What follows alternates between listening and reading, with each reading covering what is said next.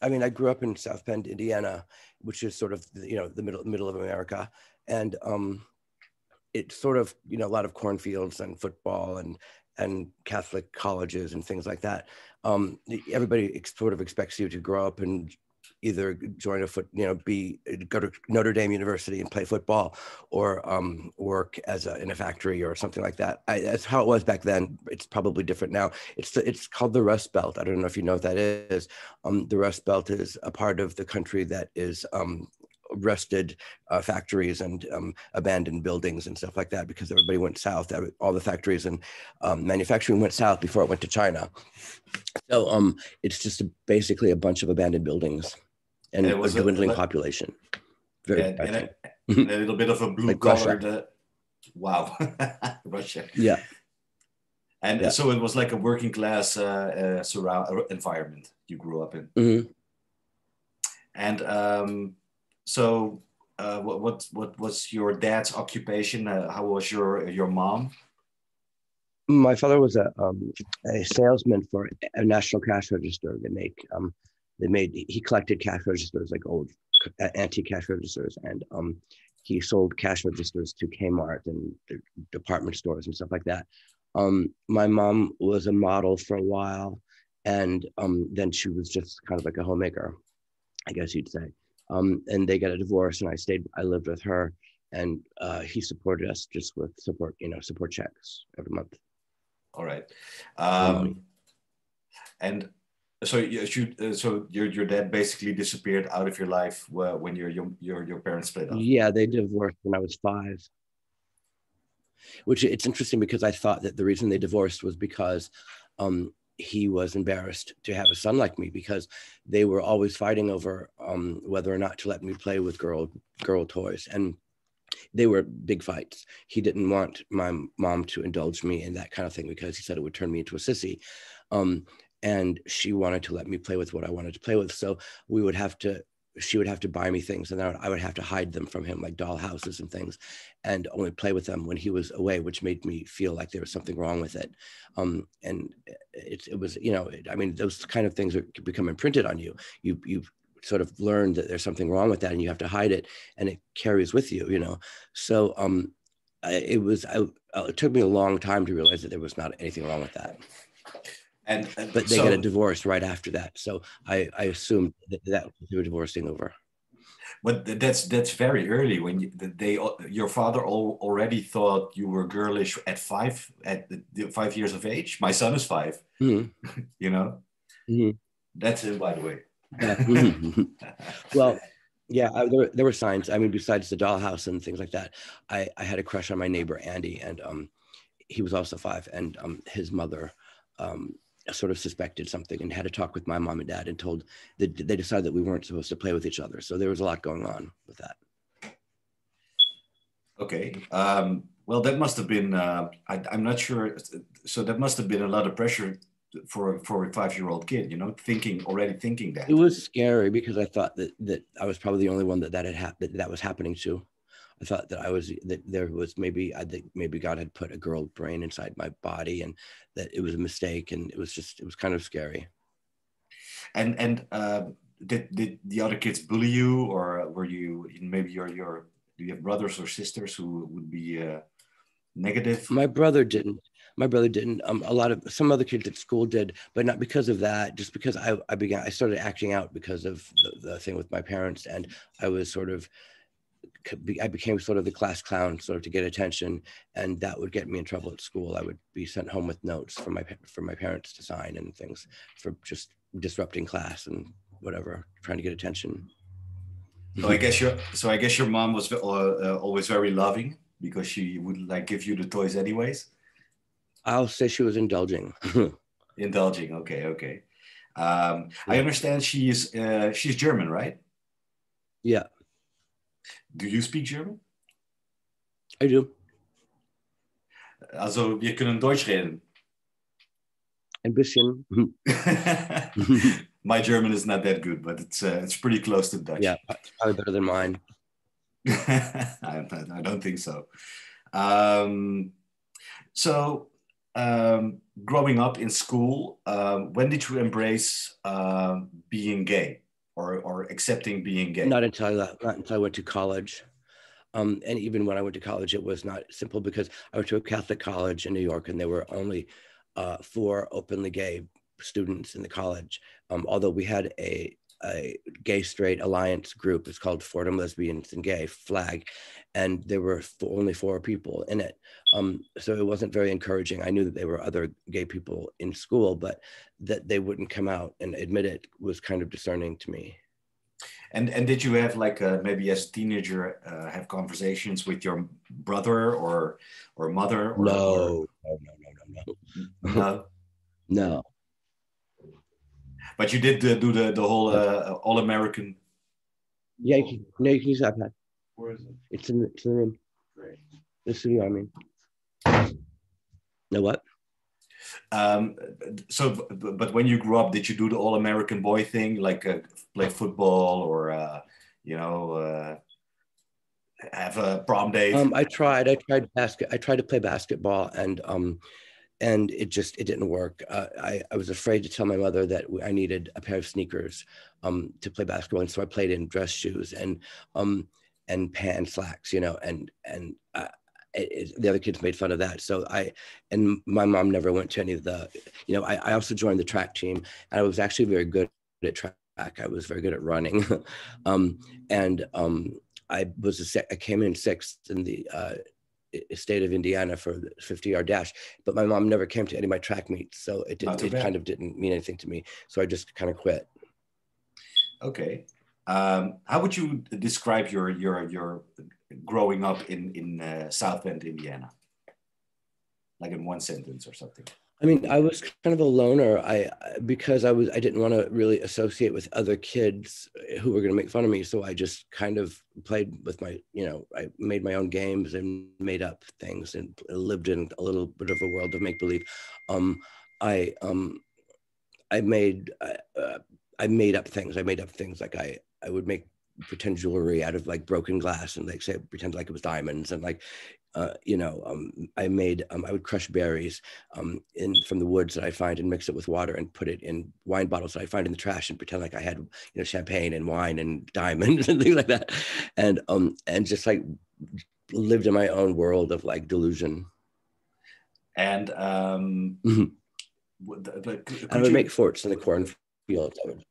I would go pluck out pieces of things of corn and make like kind of like corn mazes, but with forts and with rooms and like a house in the cornfield. So I'm sure much to the farmers. So you created your own little bubble, your own little world. Yeah, yeah. At some point, did you maybe have fall in love with someone or have a secret boyfriend or maybe even a girlfriend? I did. I had a boyfriend. I had a boyfriend, Jeff, when I was in 10th grade, 16. It didn't end well. His father caught us kissing in their family room and told him not to associate with me anymore. And he listened to his father, and he stopped talking to me, which I felt was ridiculous, that he would even do that at school. Like his father would never know that he was talking to me at school, but he stopped talking to me at school as well. And it kind of traumatized me a little bit because we were very much in love and we were going to go to college together. We were going to be roommates. And so I had to and we were already accepted at Purdue University. So I had to withdraw the acceptance at Purdue and go somewhere else because I didn't want to go to the same college with him anymore. I didn't think I would be able to focus on anything. So that's what made me go to New York. Oh man, that's a heartbreaking story, actually. You must have felt awful. Yeah, it was traumatic. And then like 10 years later, after I moved to New York, I was still not over him. And I called him one night it was a very bad night. And I was, it was the peak really of the club kid scene. And there was a party for Boy George at one of the clubs. I forget which one. And there was an after party at a club, after hour club, and then there was another after party at his hotel, and then the party kept dwindling to like from like 5,000 people to 500 people to 100 people to 10 people to 3 people, and then I was the only one left. And so I went home, and I spent my last money on a cab home, and I stopped at a deli, and I saw a magazine, one of those women's magazines. That said, the headline said, "Are you still in love with your high school sweetheart?" And I thought, yes, I am. And I went inside I thought, I'm going to call Jeff. I'm going to tell him that I have make a lot of money, and that he can move to New York, and he can live with me, and he won't have to work. And, and I was really high, and I had done Special K, and I'd done, Hypnol and all these downers. And he could tell when I called his house, and his wife answered the phone, and she wanted to know who I was, and I could tell he was uncomfortable. And he told me not to call the house anymore. And I got really depressed. And then I realized that I was dope sick, because I was addicted to heroin at the time. And I had done so much K and so much Rohypnol that I couldn't go to the dope spot unless I had some cocaine. And it kind of, the whole thing with that, the need for drugs and Jeff, everything was a really terrible night. It's probably the worst night of my life. And I had to limp to my drug spot because I didn't have any money for a cab, and it was raining out, and my foot was numb for some reason, and I was dragging my foot, and like it was just a really terrible night. And my dope dealer gave me free drugs and money for a cab home because he felt sorry for me, and it was just very like debasing. Well, what made you romanticize your relationship with your first love so much? I probably because it was my first, it was the first time that I felt that somebody that I was attracted to was also attracted to me, and that any hope of having a kind of a relationship with somebody that mimicked, a regular relationship, a normal relationship. And well, you were actually, like fleeing together, going to college together. Mm-hmm.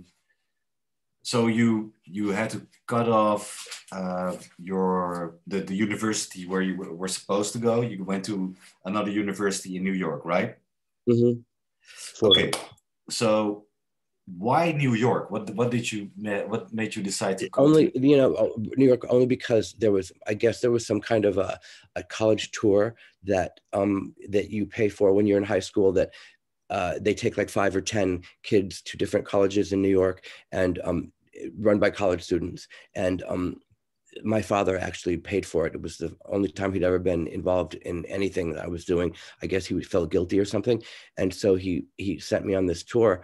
And there were like 6 or 7 other kids on it. And they took us to Columbia, NYU, Fordham, MIT, and a couple other East Coast colleges. And I applied to all of them, and went to Fordham just because they offered me a scholarship. That's the only reason I went. But yeah, it was just a chance because he sent me there. But it wasn't there a reason to come to New York because of the freedom, No, I didn't really know about that. I didn't know. All I knew was that I knew what Studio 54 was, and I knew who Andy Warhol was, but I didn't know anything else about it. I didn't know anything else. And I had no reason to believe that I could be ever part of anything like that. I just went there because it was free. Okay. And it was a ticket out. So how old were you when you arrived in New York? 18. Okay. Can you describe to me, through those 18 years old eyes, how that was to arrive in New York? It was awe-inspiring. I mean, I remember crossing the George Washington Bridge into Manhattan and thinking, it was kind of the New York City that I had envisioned from Woody Allen movies and television. Wrote, I don't know if you know the show, wrote all these like kind of 70s New York City shows. Oh, we all have them here. Yeah. Well, they kind of put in my mind the image of what New York would be like, and it was still like the image of like yellow cabs and big city like no other city in the country. I think people are more familiar with New York now than they were then. it was still, there was still a lot of leftovers from like the 60s in New York. So it was still like Breakfast at Tiffany's a little bit. And that kind of glamour, you know, that kind of like 60s glamour was still there. Old ladies shopping at Woolworths and the soda fountains on the corners and stuff like that, mom and pop soda fountains, they were still there on 42nd Street and other places. So it was still kind of, there was still a lot of independent things going on there, like not a lot of big, there weren't a lot of like McDonald's and Dunkin' Donuts and big name stores. Like they were not allowed actually in Manhattan. So the first McDonald's was a big deal in Manhattan. And nobody wanted it because they figured it would open up the floodgates to all of the, you know, and it did. But they fought it for a very long time. And it was still, when I got there, it was still like the old New York that didn't have any of that stuff. Okay. And so you knew Andy Warhol, you knew the Studio 54 scene. Was that something you immediately pursued? No, I would never have dreamed that I would be welcomed into anything like that. I pursued it because my roommate in college was dating Keith Haring, and Keith was at the time not a really big artist. He was just sort of becoming, but he was friends with Grace Jones and Andy Warhol, and so every once in a while I would go out with Ludovic, and the only reason I went out with him was because he would pay for the cab going downtown, which was $20, and that was a lot of money for me back then. So not having to take a subway, being able to take a cab there and back made a big deal, So I went there just kind of for the cab ride, and the first night we went to a party with. That we met Grace Jones at the party. We met her outside the club, in fact, and there were camera crews that were following us for some French documentary or some French TV show that was following us, and he was in his underwear, and Keith had painted like his squiggly lines and stuff all over Ludovic's body, and so the camera crews were following us into the club, and it was very exciting, and with Grace, you know, meeting us in front and everything, and it was. Well, that must have been an experience. Exciting. It was, and they were all so friendly to me and welcoming, was really shocking, and but also, I mean, it was very nice that they would welcome me like that, and I realized that that it didn't really matter who you were; it mattered who they think you are. You know, they didn't have to know that I was from a small town in Indiana. They just had to know that I was the roommate of the boyfriend of Keith Haring, and so I must be somebody that he would choose to be roommates with me. Although he did, well, I guess he did choose to be roommates with me, but for that reason probably. Yeah, it was very. I guess it was very lucky for me. Yeah, like the first time you go downtown and you hang out with Grace Jones, right? You know? When Keith died, he left Ludovic like hundreds of paintings, original paintings and lithographs, and he's rich. Millions of dollars. He's just like so rich right now, and then after he died, Ludovic dated the owner of this restaurant in the West Village, 1 if by land, 2 if by sea. And then he died and left him the restaurant and a townhouse in the West Village. So he has hundreds of paintings from Keith Haring, a townhouse in the East Village, and a restaurant that brings in almost $100,000 a week. And all because he has a really big dick. What? Hold on, I'll get it. Hold on, let me get the iPad for my boyfriend. Sure.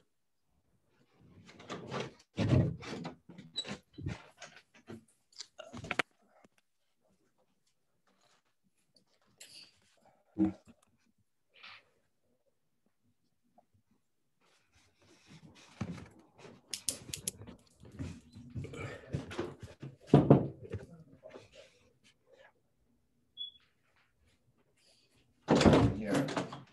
You said it was in here. I said it's in the room, in the studio, I meant. Hi. Okay. We only have one iPad. Still here. We need to get another one. Okay. All right. Where were we? So the first time you went downtown, you got to hang out with Grace Jones, and your boyfriend had a really big dick. Or no, your roommate.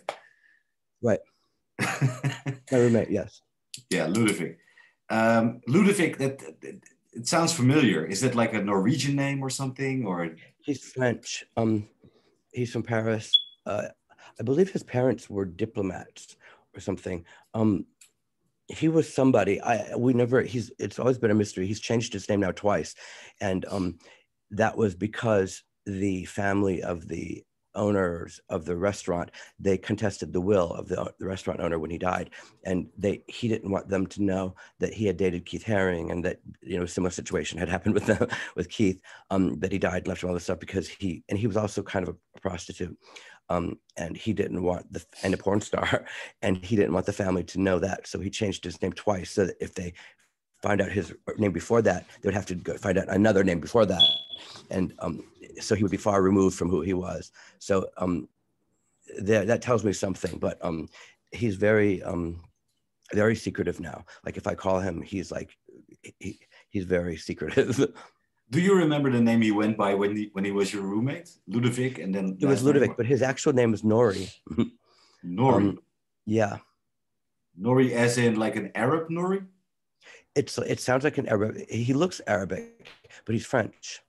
Yeah, but then in France, there's like millions of like Algerians, Moroccans. Yeah. Right. Okay, right, Nouri. Okay. He looks Puerto Rican, and Keith liked Puerto Ricans, so he could put on this like kind of straight Puerto Rican homeboy look that would be very believable, and he would just like all of a sudden get this glazed look on his face and go like, whoa. And it'd be very believable, and Keith liked it. So I don't even know if Keith ever saw him in any other way. Okay. So did Keith become a friend of yours as well, or? Not really a friend. He did paint some things in our apartment. He painted our refrigerator and our kitchen sink and the stove and stuff like that. But he was really like not. I wasn't his type at all. Okay, yeah, but you can be friends, right? I mean, yeah. Okay, so did you like notice anything like the people you hung out with at the time? That was this like the post Stonewall generation? You know, was there something happening like culturally? Pop culturally, gay culturally? I don't know if it was post Stonewall or post Stonewall. There might have been another generation in there somewhere, but maybe it was post Stonewall. But yeah, no, there was that the generation before me, they didn't like me at all because they thought that I was homophobic because my events were hetero friendly. Like my parties were never completely gay. They were a mix, and because I always believed that gay liberation would happen when gay people would mix seamlessly with straight people, and when it wouldn't matter if you're gay or straight. So I didn't like gay parties like the Saint or like these big giant gay parties where it was like a gay ghetto and everybody was gay, and they were actually not friendly to straight people, which I thought was as bad as having a straight party where they're not friendly to gay people. So I would invite mostly gay straight people. My parties kind of emulated society. It was like mostly straight, but it had a big gay influence, and I thought that's how a party should be. They didn't like me because of that. They thought that I was selling out by inviting straight people, and I just thought that they were closed-minded. Well, you know, I think this is why you are so important to this part of history, because actually but because your scene came to my town, Amsterdam, the club kids, you know, we call it the house flower power. Started in the late 80s, early 90s. That's interesting because we emulated the hippies very much. Right. So it's very iconic in Amsterdam, these clubs. We had the Roxy over here and Club It. Also Club It, yeah. Right. So and it's probably because of you that came over here. Mm-hmm. Yeah, I don't even know if you know that, but it's your influence, the Club Kid influence, because this is the first time also in Europe when gay kids and straight kids would, you know, hang out together, party together, and dress up together. Like straight kids would dress up in glitters and, you know, pop ecstasy, French kiss a gay guy and still go back to yeah, ecstasy was a big part of it because it made them, it kind of opened up the straight kids' minds to a lot of other things and showed them that it really isn't important, and that the important thing is just to get everybody to get along. And there were never any fights or anything like that at our parties. It was so completely unlike the scene before, where people would get drunk and there would be fights and, you know, over girls or whatever. There was never anything like that at our parties. It was so frowned upon that it wasn't even discussed. Like you just knew better than to cause any kind of trouble, you know. So like nobody would cause trouble at our parties. I know, because I was part of it. We would have a drag queen. We would have a drag queen at the door of all of our clubs, because we figured that if a straight person could get through the door process of like being chosen by a drag queen, then they would be, you know, then they would know better than to like cause any problems with a gay person in the club. So they were kind of a litmus test if they got past the door scene, that they were good enough to get in. Yeah, I know the door scene was brutal. Indeed, we had like a drag queen over here too at the door. You had to be like you know, look outgoing, you know, the glitz, the glams, you know, that you had to look the part. Yeah, that was a big part of it, but also I think a lot of people mistake that it was all about looks, because it wasn't. It was the doorman could tell by just your reaction to being chosen by a drag queen whether or not you belonged inside or not. So even if you didn't look the part, if up here you were the part, then that was okay, because everybody, we realized that, you know, when you have 8,000 people in a club and you have 4 clubs, every single person can't be looking like that. So there has to be some like normal looking people as well, but in order to to provide a contrast for the other people, but those people have to have the right mentality, and those are the people that are the important ones, because those are the ones that will carry out everything. They will take that mood out into their workplace or their home or whatever, and kind of make it blossom, you know? Yeah, let's get back to that a little bit later. So let's go back a little bit to the 80s. So what year was it when you got to New York? What, in 1984? 84. All right. Mm-hmm. And what was it like in New York? What were what did the gay scene look like? It was very much, like I said, like homogeneous. It was very much like either you were gay or you were straight. If you were gay, you went to a gay club, and if you were straight, you went to a straight club. Sometimes the straight club would have a gay party once a week or something, but you have to be gay to go there. You couldn't, and maybe a few girls would be allowed, but not anybody else, and certainly no straight men. And I thought that was so wrong. It was sending a really bad message. It was sending the message that we were just as bad, that we were just as prejudiced as straight people are, and it was hypocritical. So, and it wasn't a good cross section of culture. It was like, it was very unnatural, like to hang out with only other gay people or only other straight people. Like hanging out with people based on who you want to sleep with just seems so superficial. It's so wrong. Yeah, I've been looking into the scene. I see a lot of Nelson Sullivan footage on YouTube. Mm-hmm. I see you in his footage, like in say the late 80s or something. What was he like, and his friends? Because I also see a lot of Michael Musto. I've read his columns. I see a lot of Albert Crudo, RuPaul. You know, a couple of them got really famous. Yeah, I mean, he was kind of the friendliest of all of those people. If it wasn't for him, I probably wouldn't have been invited to any of those events, because RuPaul didn't like me. Michael Musto had a love-hate relationship with me. None of them would have invited me. It was all Nelson who invited me, and even then, I know that because I heard from people who were at the party that before I would get there, like when I was knocking on the door, people would say, "Why did you invite him?" And then Nelson would have to argue for why I would be there, and then when I would leave, they would all talk about me. So they didn't like me. Partly because of the gay thing, like because I would invite straight people, because there were really no straight people at Nelson's house. And partly because I was sort of like this young kid on the scenes that, who did I think I was, coming from, from Indiana and thinking I could do something like that. But Nelson would tell them, well, that's precisely why he's here, because he's kind of representing what what's coming up next, and I want that element here. So they would have to put up with it, and they would while the cameras were on. But I know that they didn't like me.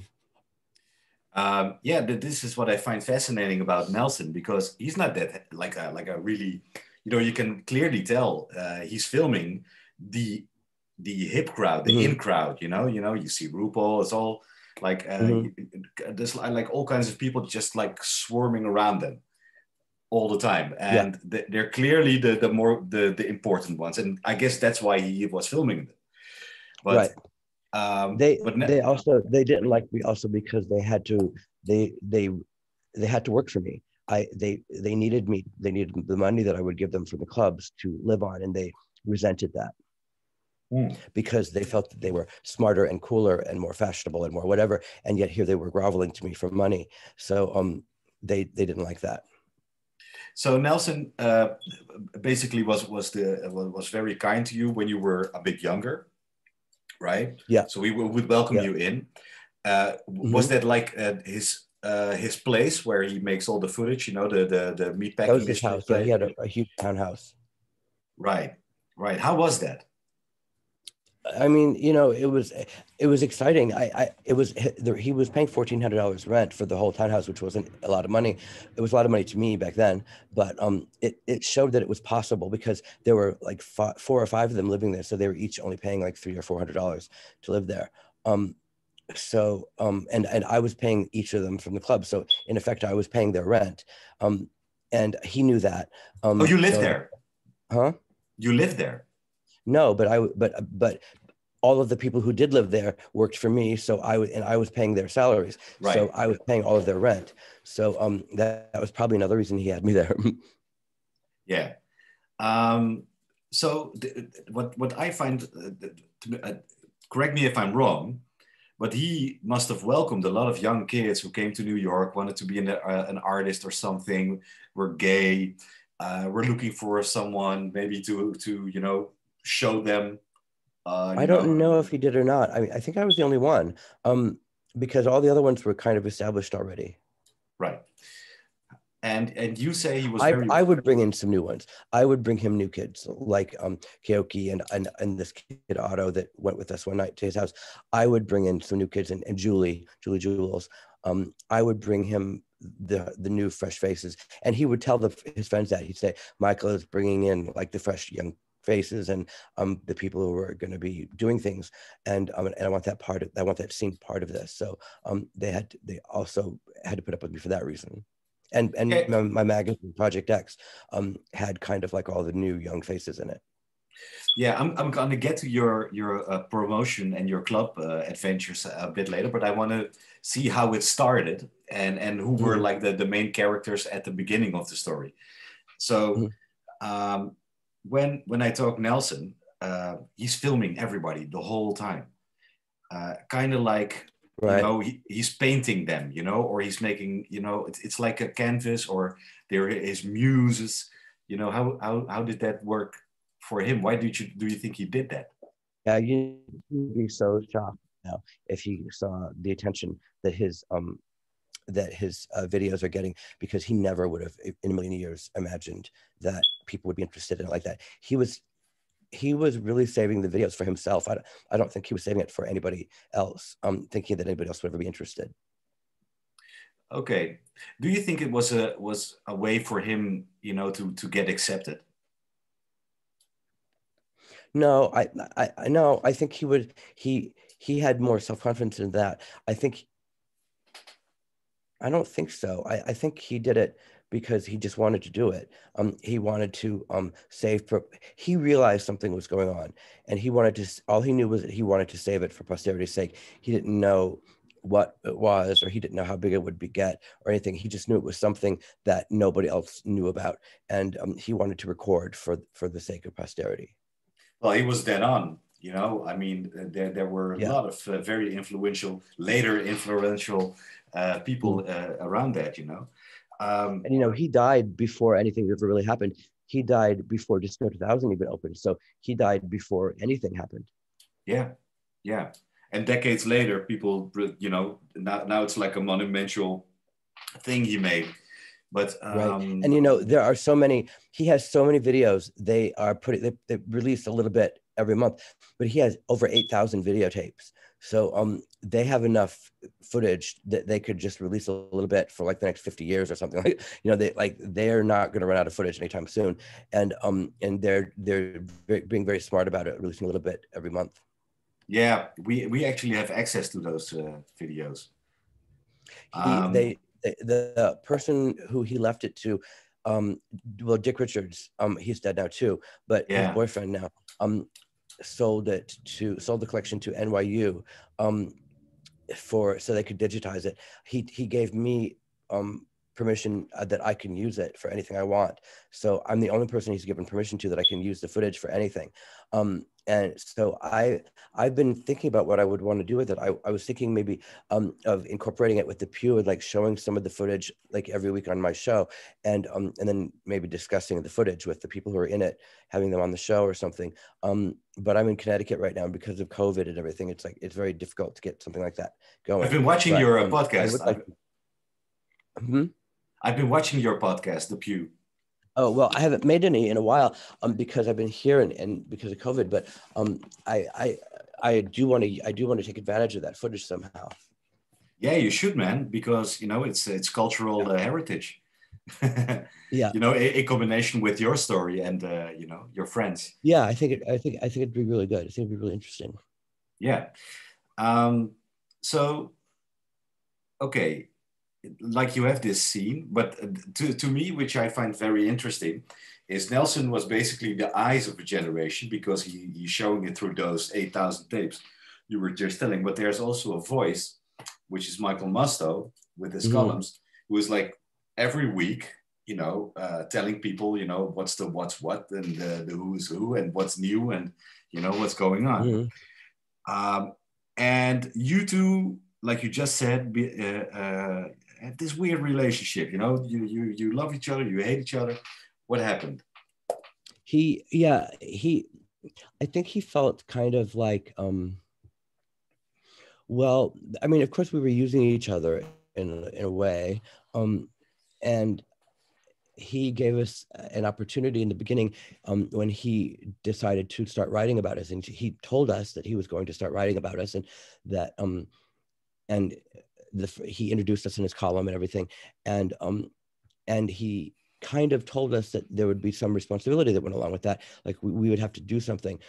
That was around the time that I was on the cover of New York Magazine, and the owner of Tunnel, the director of Tunnel, anyway, Rudolph, he was kind of a mentor to me, and he took me out for dinner, and he said that after the cover of New York Magazine, that a lot of important people would be looking toward me and like to see what I would be doing, and I would have to be doing something interesting to kind of hold their attention, otherwise I would be forgotten. So he impressed upon me that I had to be doing something continuously if I wanted to keep that momentum going. So that was kind of the reason that we started the magazine and the whole Club Kid scene, really, because Andy Warhol had just died and people weren't going out anymore. They were like these giant clubs that could hold 5,000-6,000 people that were completely empty.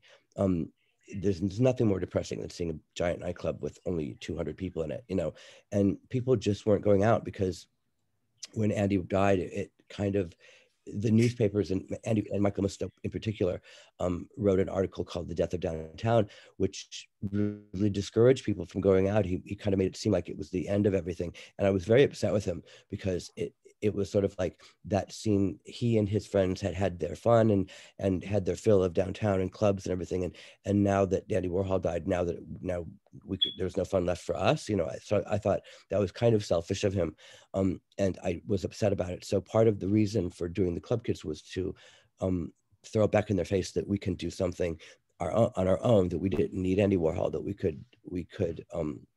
could kind of take what he was doing and modernize it, put a 90s twist on it, and continue it. Yeah, in a way. So this brings me a little bit to the early days of your promotion activities. How did it start? Can you just tell me, like, how did you start promoting clubs and throwing your own parties? Well, you know, it was right. It was right. Well, I started before Andy Warhol died, but when he died, after he died, I went to Rudolph. Me and Julie and Michael Tron, who were just high school kids at the time, we decided that we wanted to bring back this sort of like Studio 54 thing where with the door policy where you have to be dressed up and like you had to look really good. And because people weren't dressing anymore, they were wearing black and like it was all very somber after Andy Warhol died. And so we wanted to bring that back, and we wanted to entice people to do that by offering them free drinks. So we went to Rudolph and we said, if we have a party, can we offer everybody who dresses up free admittance and free drinks in this room? And he said yes. So we had the party and maybe 20 people showed up, but we were very adamant in this room that if you didn't dress up, you could not get in and you couldn't get free drinks. So the week after that, we had the same party and the numbers doubled. And then after that, the numbers doubled again, and they kept doubling because we were offering free admittance and free drinks on like a weekend night to a big nightclub. So people responded to it, and the room that we needed kept getting bigger and bigger until pretty soon it was the entire club. And I guess what people didn't realize, what the media didn't realize, was that we were giving everything away. It looked like we were making a lot of money and the club was very successful, but we were giving everything away and it was costing a lot of money. Not only did we not make any money, we lost a lot of money, but it looked really good. And we managed to convince club owners that it was in their best interest to do that. Even though they were losing money, they would get a lot of attention for it. So we were able to do it for, quite many years. Okay. And who are we? I know you, of course, like I saw this film about you. You were played by Macaulay Culkin, mm-hmm. and your friend St. James was played by Seth Green.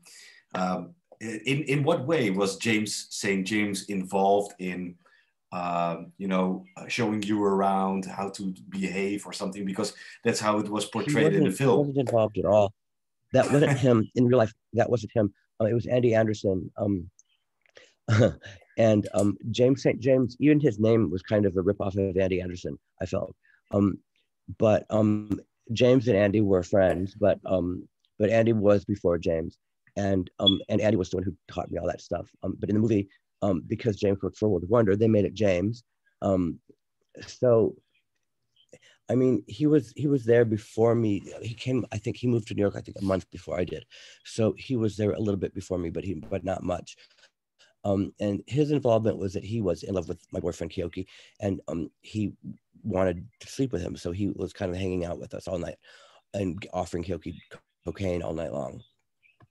That was really his only involvement. And then when I started throwing parties, I hired him and Andy Anderson as celebrity hosts of my parties. So I just put their name on the invitation, and Michael Musto as well. So I would pay Michael Musto, hoping that he would write about the party, and I would pay Andy and James so they would come and put their name on the invitation. But that was really his only involvement. Right. Okay, because he wrote a whole book, I think. Yeah. But we'll get to that later. So Andy Anderson, huh? I have never heard about him. So what was he like? Who is he? Andy was from Missouri, and he was just like us. He was a small town kid moving to New York, and he was also friends with Michael Musto. He was friends with Michael Musto before James was. He's in a lot of Nelson's videos. He has long hair, and he was friends with Christina. He brought Christina into the picture. Oh. And right. He was friends with Ava Goodman. I don't know if she was a designer. He was a party promoter. He was throwing parties at all the clubs. He was friends with Rudolph and Peter Gatien, and he had parties at Limelight and Danceteria and Palladium, and he was making a lot of money. And he was the one who showed me how to make the budgets for the parties and how to present the club with the budgets and everything. I don't know what happened to him, actually. James and I talk about him a lot, wondering kind of what happened to him, but we've never really found out. We never really delved into it. Okay. About Michael Musto, there's a thing he did in his columns, and it's a bit like he always writes about how he came of age in Studio 54. I guess like a lot of people of his generation, but for a Studio 54, like very famous Hollywood stars, for them that was the place to be. You wanted to be seen there. But what Musto did, and I guess what he found out in Studio 54 was actually the non-famous people who would like amazingly dress up. They would basically fake to be famous or important or whatever. And he fell in love with their behavior or the way they would like, get out into the night. But so basically, right. he created the stars of nightlife and not of the big screen. Is that something that right. became a thing? We were emulating, I think, well, I don't think I know, we were emulating the Warhol superstars like Candy Darling and Hollywood Lawn and people like that who would change their name to some kind of catchy name, like Hollywood Lawn or Candy Darling, and in itself emulating the old Hollywood system where like Marilyn Monroe would be Norma Jean Baker, and then she would change her name to Marilyn Monroe, and the alliteration of the name would make her more memorable, and which is, if you notice, there's Michael Musto and James St. James and Andy Anderson, they all have the same alliteration, and like Marilyn Monroe or a lot of the other stars, and so we were more emulating that. I think the ones at Studio 4 were also emulating that. Right, so he started calling them celebutants, right? Which is good. Right. It's kind of glamorous, It's they were supposed to be like celebrity debutantes, like I guess the one who started that was Cornelia Guest. She was the Deb of the moment at the time, and she was, every year they have that debutante ball, at the Plaza or wherever, and it's like all these like rich girls who are presented to society. And at the time, Cornelia Guest was like the one of the moment, and she was friends with Andy Warhol, and so there was that connection. Andy got involved with that because of her, and they came out to clubs together. So there was that connection, and that's where the celebutante thing came from, because she was the first debutante that was a celebrity. So the others were just like emulating that. That's amazing, because I think you kind of followed that through in your parties, right?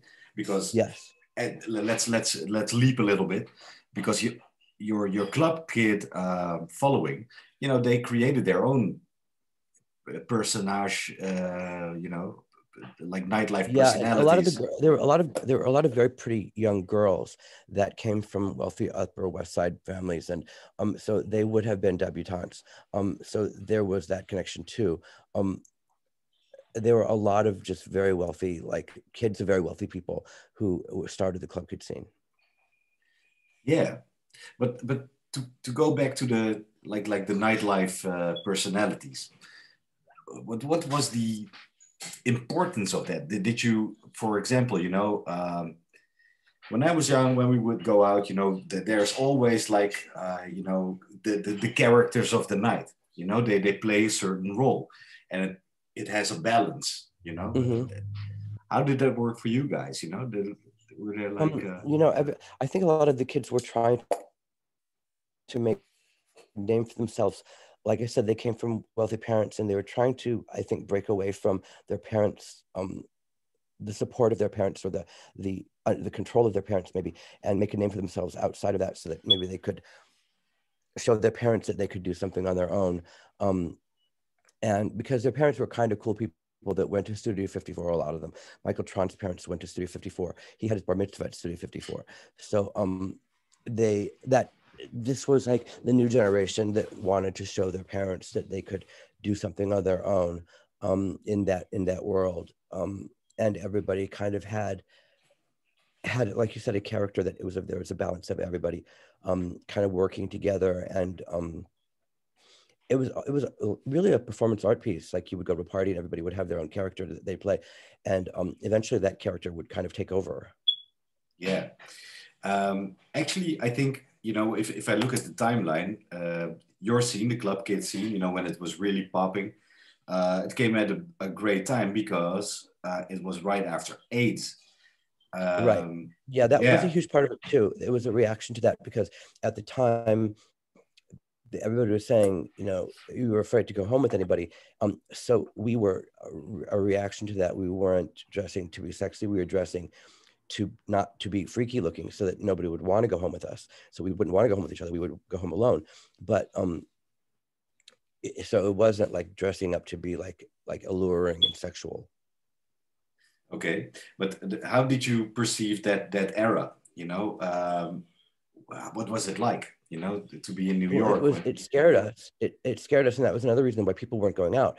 So because people do go out to meet people and to go home and have sex and whatever. So we changed that. We wanted it to be more like you're going out to like a celebration of yourself instead of going out to meet somebody to have sex. So you're going out to like kind of celebrate your own personality and your own persona and to promote yourself as whatever. And then you build a name for yourself so that whatever you do later on, you'll have a name already and you'll be more successful at it. So if you build a name for yourself, then and you decide to design clothes or to write a book or to make a movie or whatever, it won't be like Joe Schmo making a movie. It'll be like James St. James making a movie, or you know. So you'll have kind of a leg up on everybody else. So it was really a business decision, which is why I always said that the Club Kids were like a cross between the yuppies and hippies, because we were hippies in the way, obviously, a way of like drugs and free love and things like that. But whereas the hippies or the punks would dress up, and then you would look at them and they'd say, "What are you looking at?" What, you know, we would say, you know, "Thank you for looking at us. Give us $100." You know, so there was a business behind it that wasn't part of the hippies and the punks. We really thought the hippies and the punks had a good idea, but the way they did it wrong was they decided to drop out, you know, tune in, turn on, drop out. When you drop out and you're no longer part of the conversation, then you can't change anything because nobody's listening to you.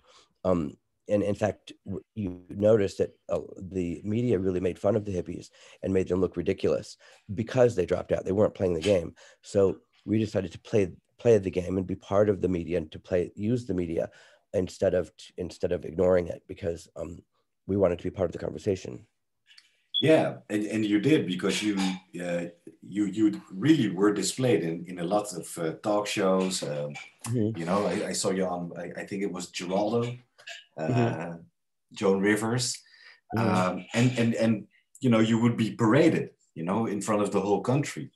And, you know, with the story you're telling me right now, was it also like a little bit of like a middle finger to like the bourgeoisie, you know, like... I don't know, you know, people say that, but I don't know that we would give the middle finger to anybody, because we wanted to befriend. We wanted everybody to love us. We didn't want everybody, you know, a lot of people thought we were giving them the middle finger, but we weren't, not on purpose anyway. It was the opposite. We really wanted everybody to like us. Okay, well, that's they interesting. ended up not liking us because they thought that we were spoiled and you know, a lot of people in the audience of the shows would say things like, you know, we have to work all day. We have to, you know, work 5 days a week to pay our bills and get our nails done or whatever. And we resent you, you know, not working and sleeping all day and, you know, whatever. So I guess I don't know what we were thinking if we thought that was going to make people like us or endear us to people. But that was our intention. Yeah, but then again, you were kids. That's what kids do. Yeah. Right. Let me see. Let's go back to the AIDS era, because when you came to New York, it was 1984. That was like, I think that must have been the worst year maybe for AIDS. Probably, right? Yeah. So yeah, how was that? You know, and between that and the death of Andy Warhol, it really did feel like the end of everything. I mean, it felt very apocalyptic.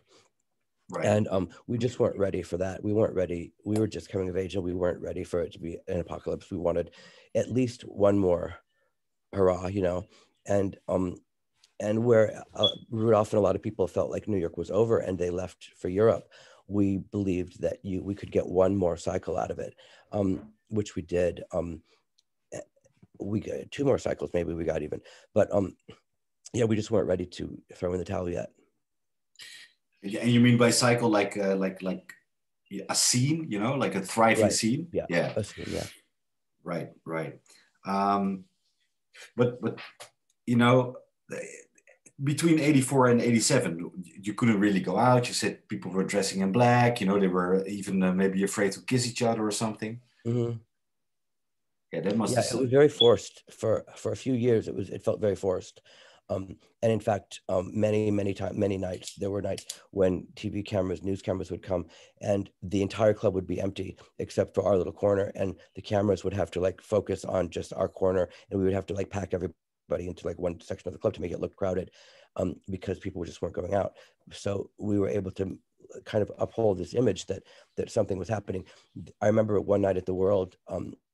That a news crew came and did a story about Acid House. This club was like maybe could hold 3,000 people, and maybe there were 150 people there, and they were all being paid to be there. I was paying them all to be there, and so we put them all in one little room at the club, and it looked really good because it looked like everybody was all dressed up and the club was filled and everything, but really, like, the club made no money, and everybody was paid to look like they were having fun. And so they were doing the story on Acid House and what a big craze Acid House was, but actually Acid House was not a craze. It would clear the dance floor when we played Acid House. So we would have to pay people to dance to it. And of course the TV crews didn't know that. So it just looked like a lot of really cool people liking Acid House. Pay actual money or other stuff? No, money. Real money? And other stuff. Yeah, but okay, let's get back to your promotion, because you rose to fame quite quickly. How did you manage? How did you do it? I mean, just by persevering. You know, I think Annie Flanders, she was the publisher of Details magazine at the time, and Details was kind of like the pinnacle of, you know, to be in Details was a big deal. Steven Saban had a column there, and it was like a more polished version of Michael Musto's, and because there were actual celebrities in his column. And so when we published Project X, we met with Annie Flanders, and because she wanted to have dinner with us and to give us some pointers of like her early days of Details. And because I think Suzanne Barsh and Boy George were the first 2 covers of Details. It was originally a club magazine. And we had dinner with her, and she told us that the secret to success is persistence and enthusiasm.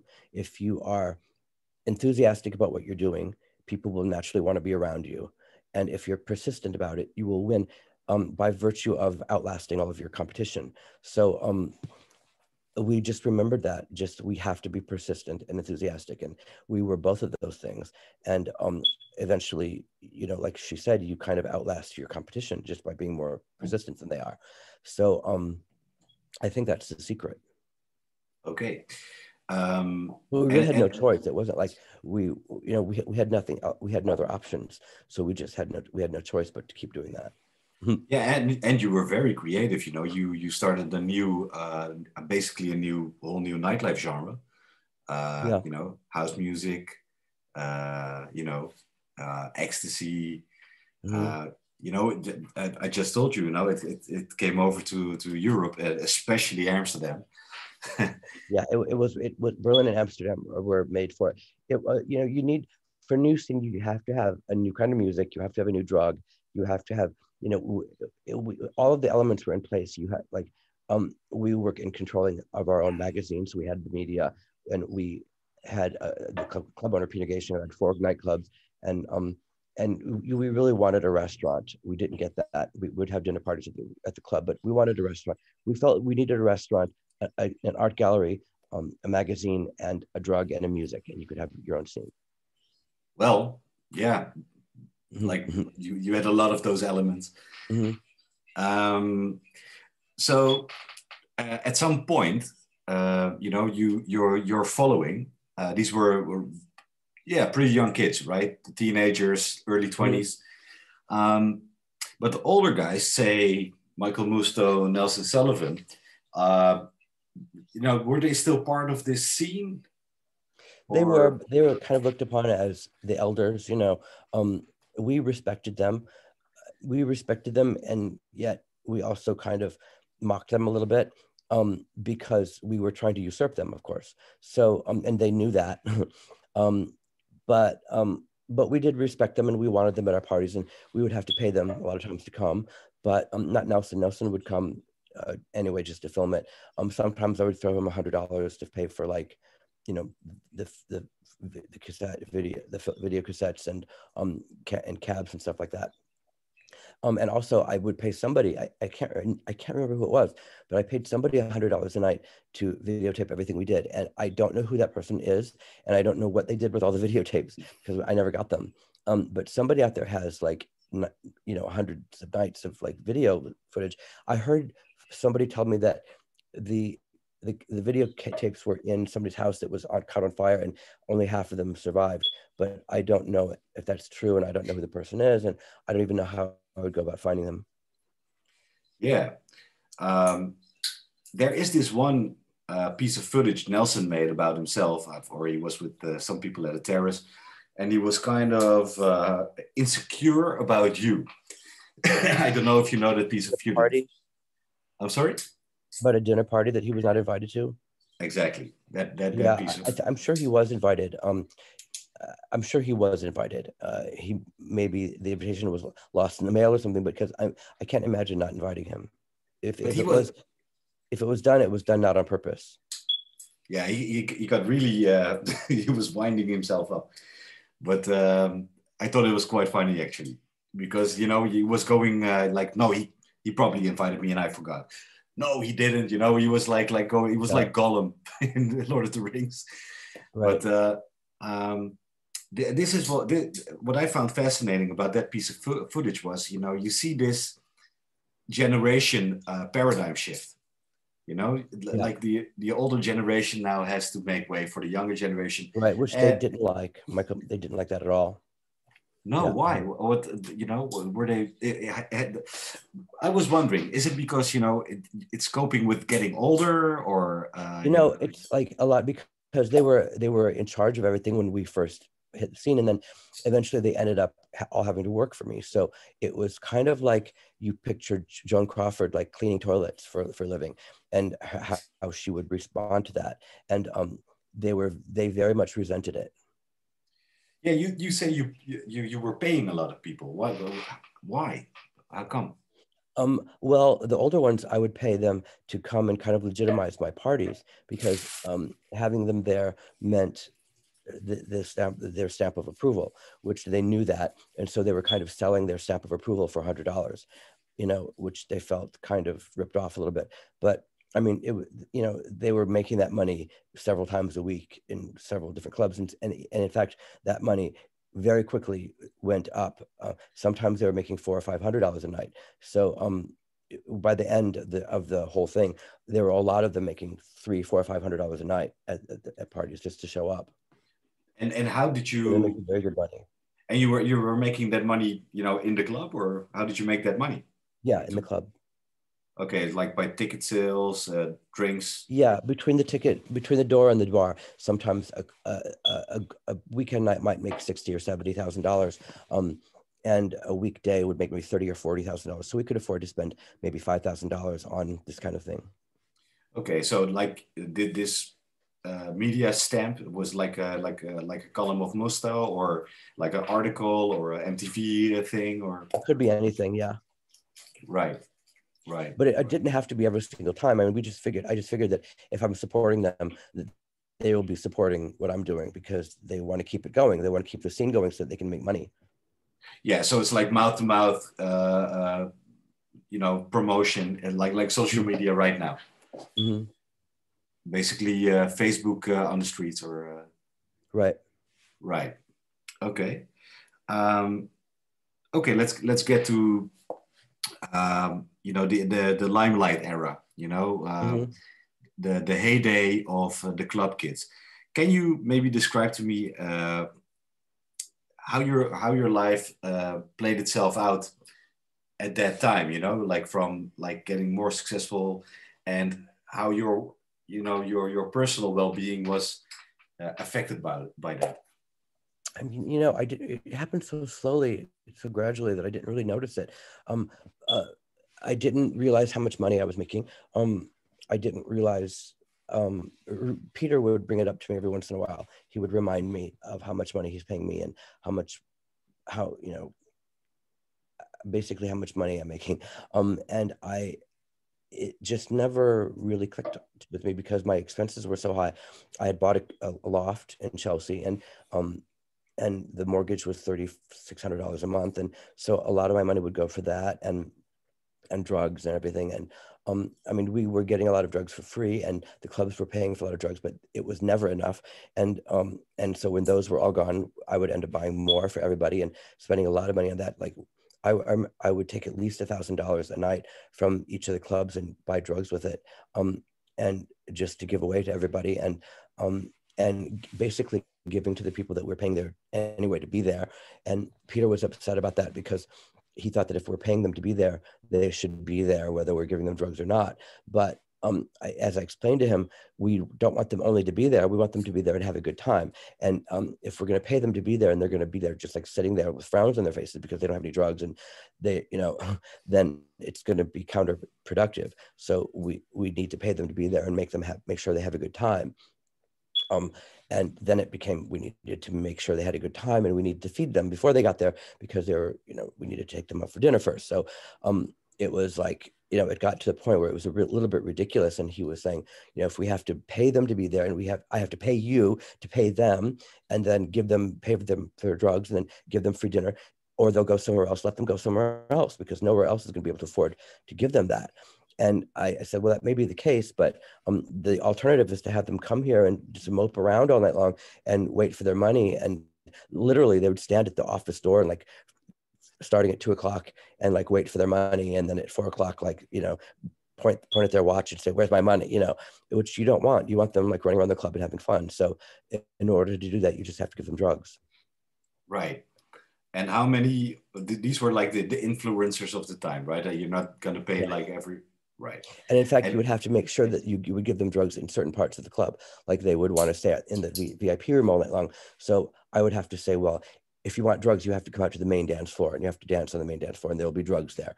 And you have to do your drugs there. You can't take your drugs into the VIP room. So they would have to come out there, and I would have to dole the drugs out a little bit at a time, so they would stay there.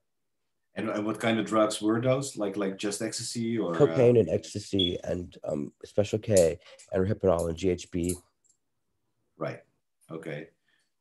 Wow. I didn't know, you had to feed them in a zoo or something, A zoo, yeah. It's crazy. How did you feel about that? That you had to do that. How was that for you? It was a lot of work, so I had assistants who would do that for me basically, because I couldn't, and plus we had 4 clubs, so I couldn't be at all 4 of them at once. So I would have to have somebody at each club doing it, somebody that I trusted.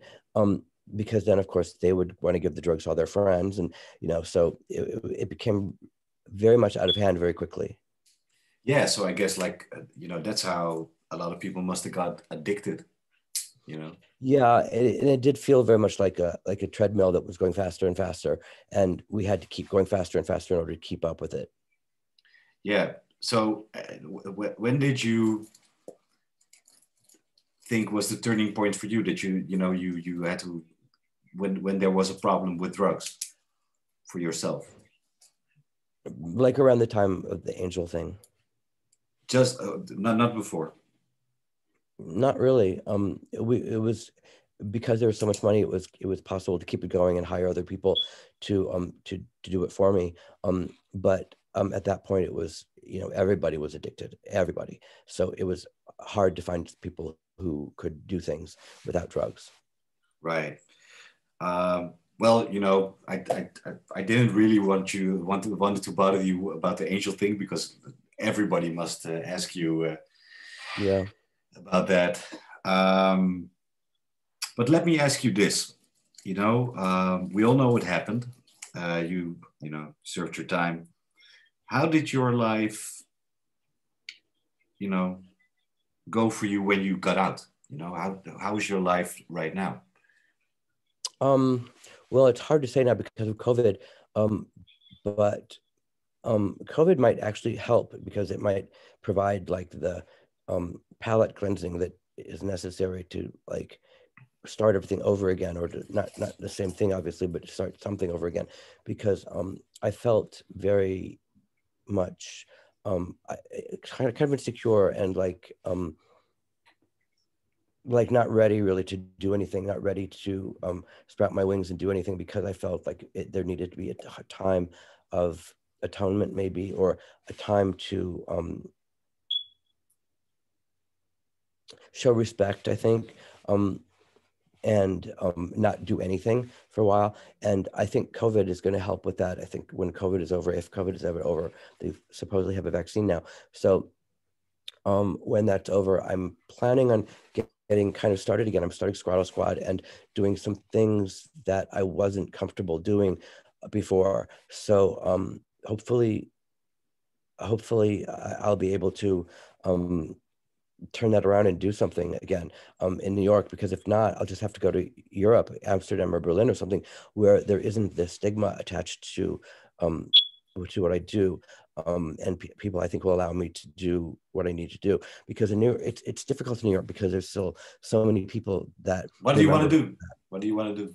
I don't know. Well, anything though. You know, if I want to, what I want to do is I want to start Squaddle Squad. I want to start this kind of online army of creatives and like-minded people that's sort of like the Club Kids, but is done online, and partly online, partly in person, with representatives in different cities. And so that when people travel around, they can go to a city and meet the Squaddle Squad representative, and they will tell them where the cool places are and who the cool people are, and where they should be hanging out, and who they should be hanging out with. There's a huge interest in this, and I think that because most of these people are kind of tastemakers, that there would be a lot of interest for people who want to sponsor this. I want actually Zoom to sponsor it, because it makes a lot of sense, because the different representatives will be communicating with me and other people through Zoom. So I'm looking to get Zoom. Part of it, actually, I just don't know how to go about doing that. I don't know anybody involved with Zoom. They come out of California, so but it makes a lot of sense, because I don't know if this is the millennials or Generation Z or whoever it is, but whoever it is, they do rely on Zoom. Zoom is a part of what they do. And in fact, now because of COVID, Suzanne Barsh and a lot of people are doing their parties on Zoom. So it makes sense to get Zoom involved somehow. Whether they will get involved with me is another story. But if they won't, then I could put somebody else in charge of it and let them work with them. Well, you can start your own Zoom kind of a thing, right? I could start my own Zoom. Right. So what I was wondering, when you got out of, prison, how was your life there? And did that change you in a way, did as a person? Well, it did and it didn't. It didn't change the core of who I am. I think it rewound me a little bit. It brought me back to where I was when I first moved to New York. Because coming to New York was very similar to my original trip to New York in 1984, because everything was new again. It was kind of a brand new. Many scenes had happened since then, and so it was kind of like coming to a new place, but a new place where I have a history.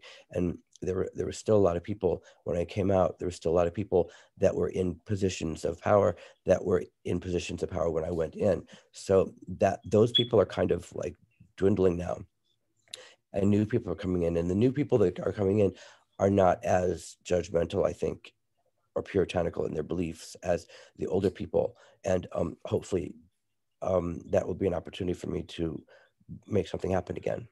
Yeah. Well, I have no problem. I actually would rather be in a place like Amsterdam or Berlin, because I think that I would be given more of a fair shake there.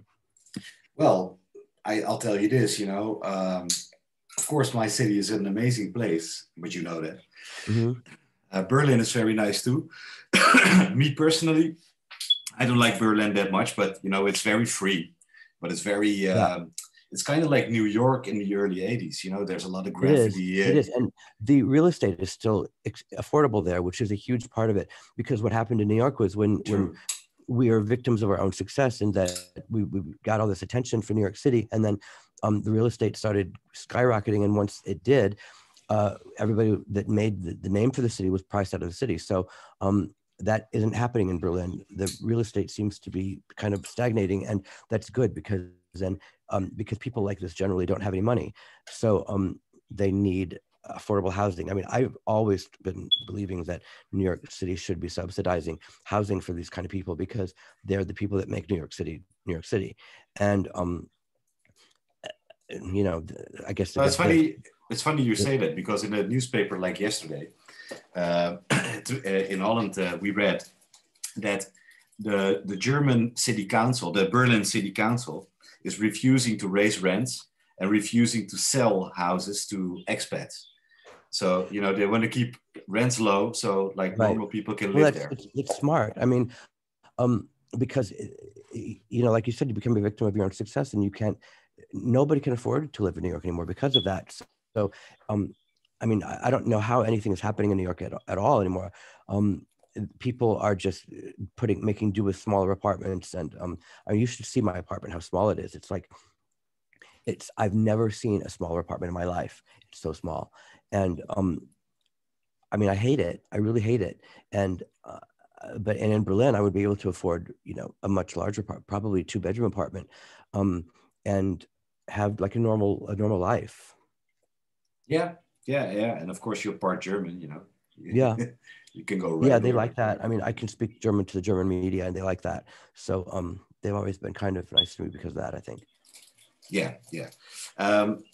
So I'm gonna round this up. I'm not gonna take too much of your time anymore. I've been taking way too much. Thank you so much, by the way. Mm-hmm.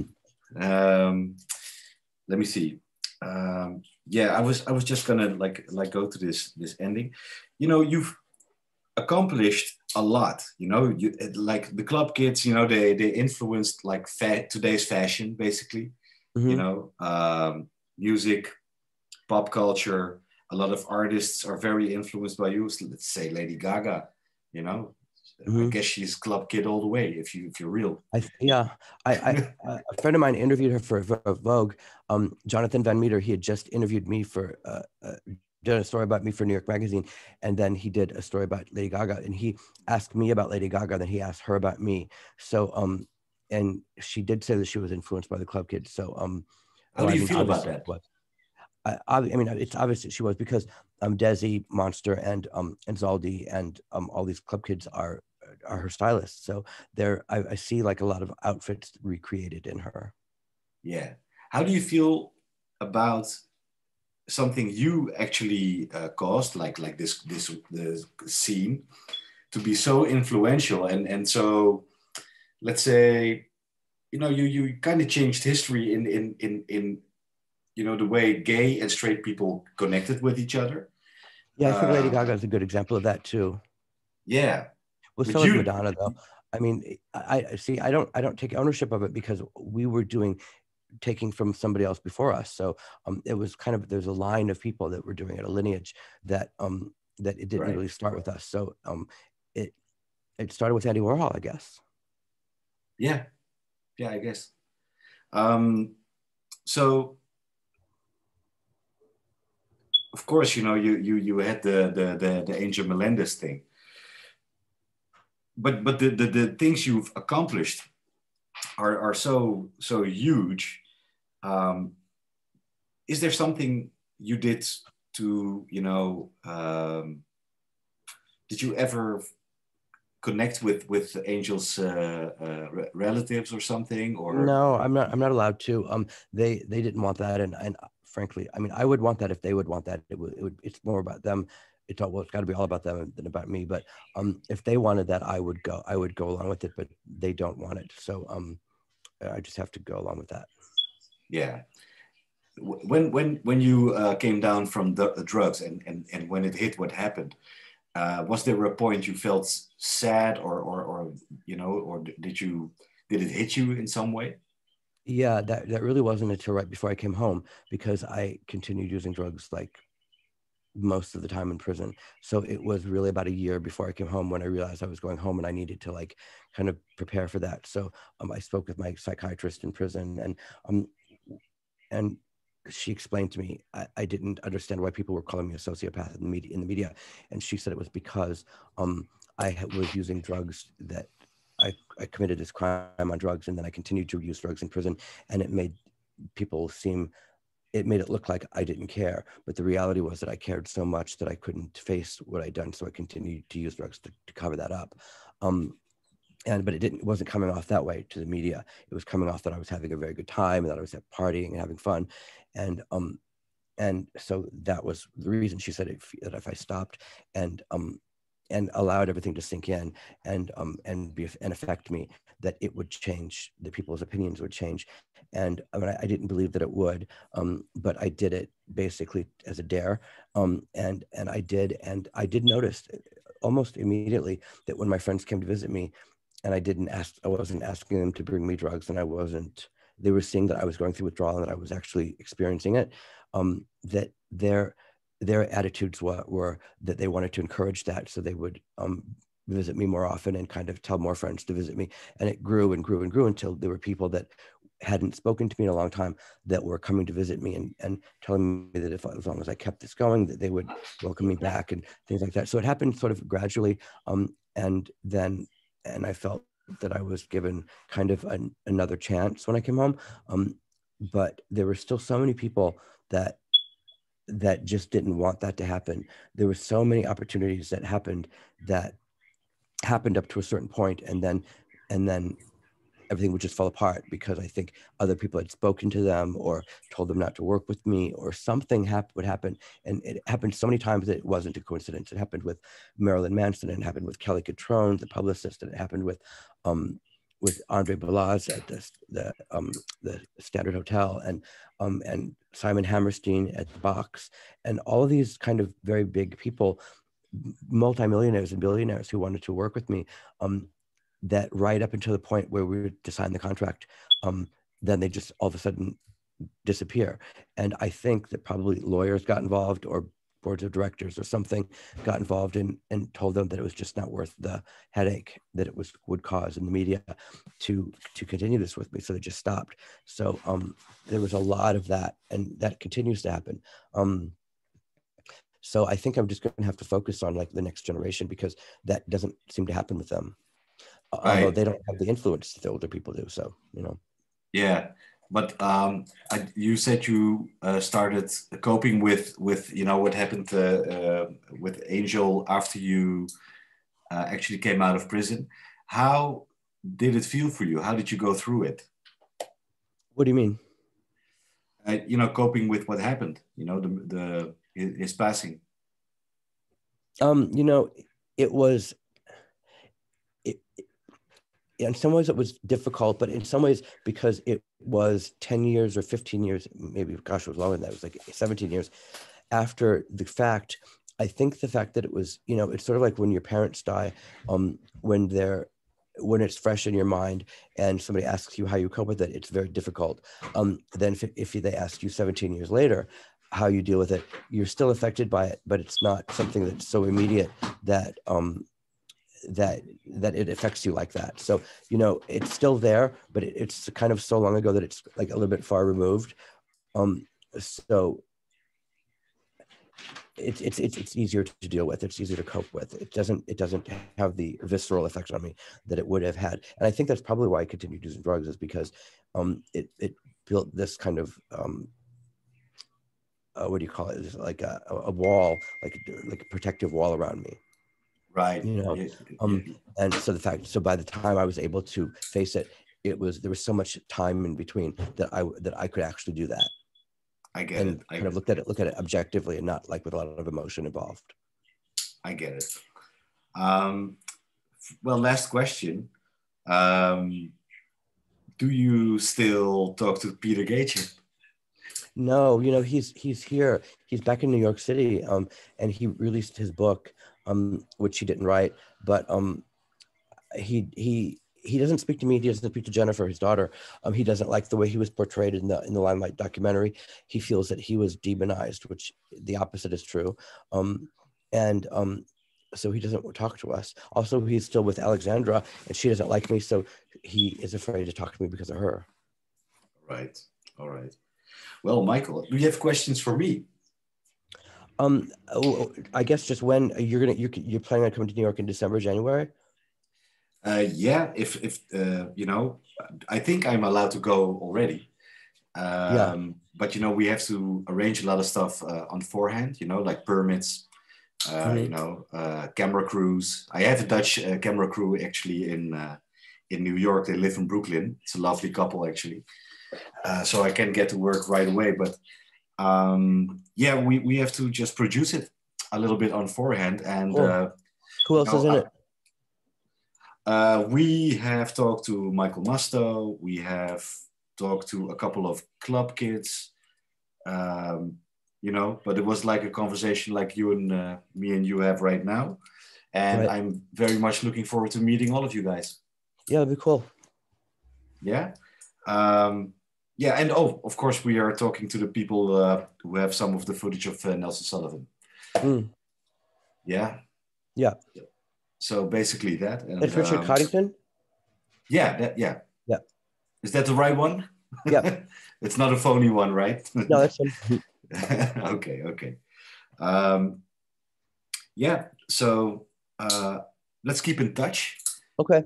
And very much looking forward to meeting you some one of these days. And yeah, well, so hopefully I'll be there January, I guess. Okay. After the holidays. Thank you very, very much. And welcome. Thank you for asking me. And you know, if you come to Amsterdam someday. Yeah, I would. I do want to very much. Right. We're probably gonna have to wait for all this to die down a little bit. Maybe the vaccine will change everything. I hope it does. Yeah, we're getting it next week. So yeah, we are too. Good. All right. All right, man. Thank you so much. Bye. Bye.